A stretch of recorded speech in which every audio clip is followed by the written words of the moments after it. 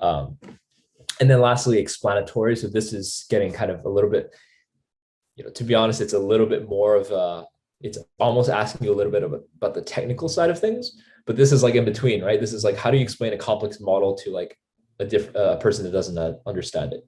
So they might say, okay, explain, a linear regression to a 4-year-old, or they might say, okay, well, explain a neural network to, a backend engineer or something like that, right?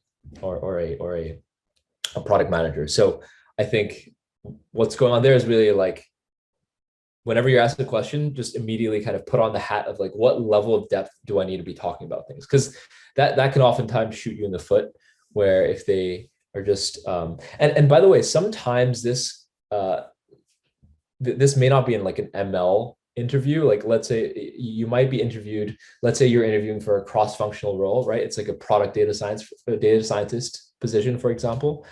You might have a data oriented product manager interviewing, right? And you might have like 4 interviews, and 2 of them are with like data science managers, and then one of them maybe with like a data oriented product manager. And if they're saying like, oh, explain like what you did for this, and you kind of go into the nuts and bolts about your error, they might not really care, and they might actually give you negative points on that. So knowing your audience is one, and then technical, we'll go into that in depth.